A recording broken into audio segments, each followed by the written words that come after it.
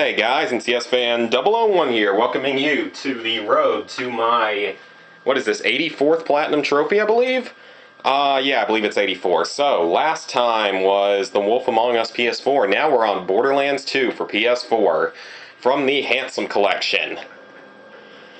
This game was a lot of fun to Platinum again, and I really enjoyed it a lot, and Handsome Collection was definitely worth it. Both, Borderlands 2 and pre-sequel and all their DLCs for $60 is really not a bad price.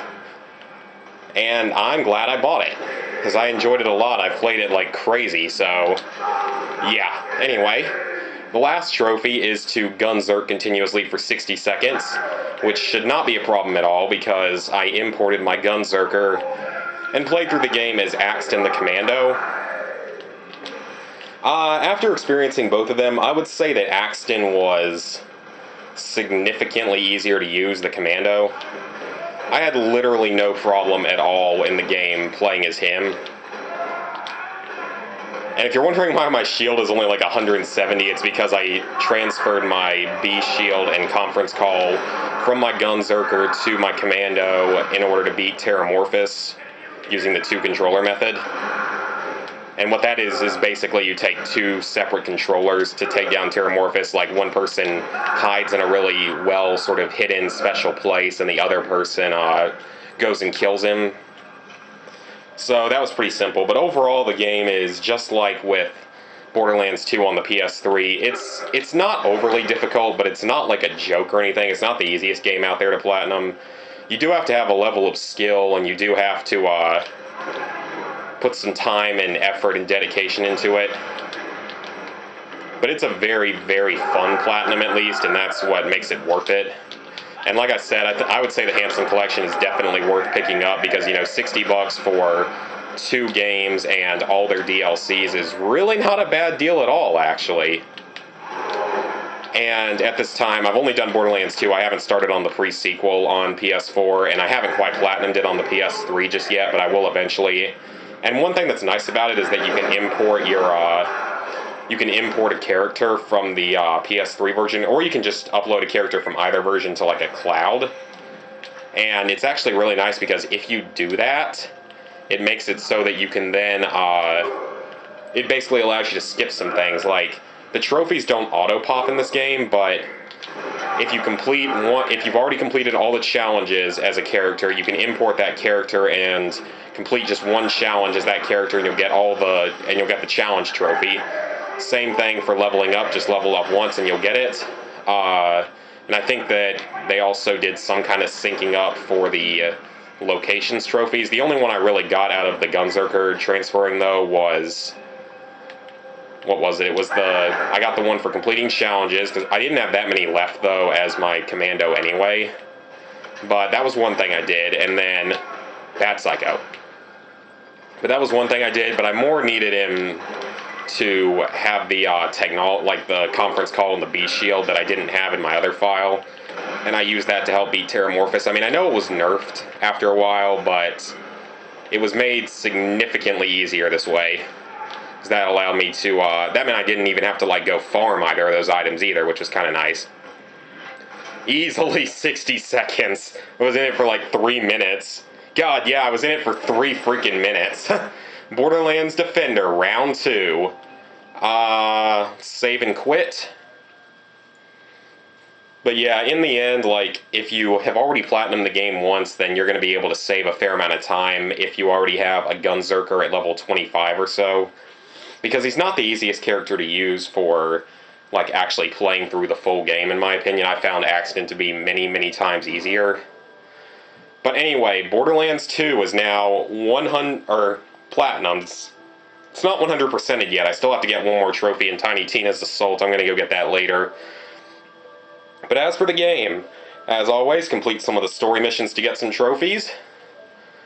Defeat the final boss, complete all the challenges. That one's not too difficult. That one's related to side missions, leveling up, locations, miscellaneous ones, character-based.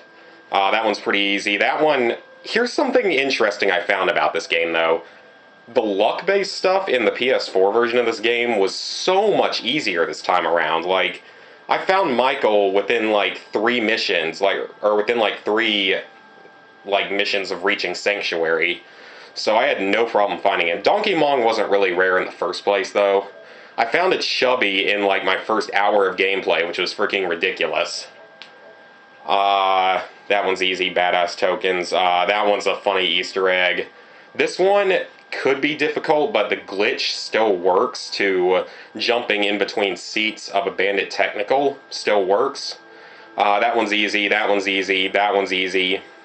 Terramorphous is, of course, the raid boss of the game, and what I ended up doing was, as a commando, I imported my B shield and conference call, like I said, and that made this much easier, because then I just easily fought him and finished him off.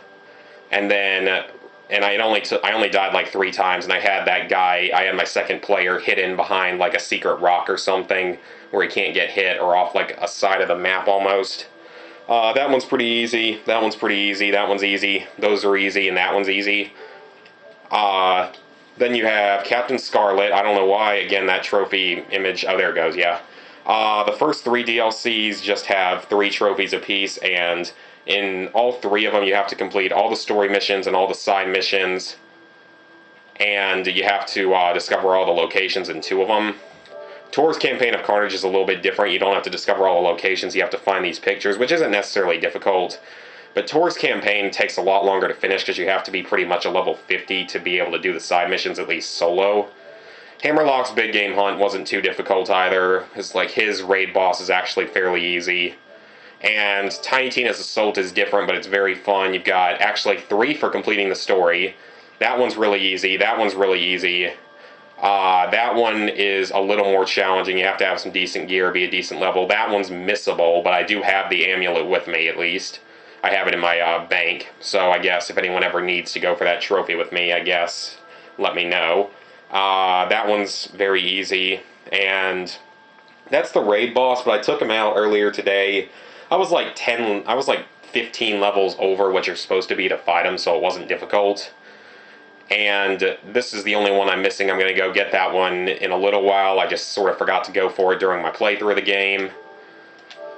Hold on, let me just... Oh, no, I don't want to... Not privacy settings, stupid thing. Sync with PlayStation Network, thank you. I also 100% in Never Alone. So, right now, 5,187 total trophies, level 27, 33%. 408 golds, 1,273 silvers, 3,422 bronzes. So, I don't know what my next platinum will be. I would think it will most likely... because it's going to take me a while to finish the pre-sequel, and I've been overly playing Borderlands 2 recently. I kind of want to take a break from it. The other games I want to do, I was going to play Murdered Soul Suspect on the PS4, but Gamefly sent me a not working disc, so I had to send it back, so that's going to be a while. So my next platinum will either be the pre-sequel on PS3 or PS4. Those are both going to be in the future, hopefully soon. Prototype 2, which I got to finish up on the PS3, but I'm almost done with that. I'll finish that up pretty quickly at the start of summer break. And whatever I get from Gamefly next. So, hope you guys enjoyed the video, and I'll see you for the next one.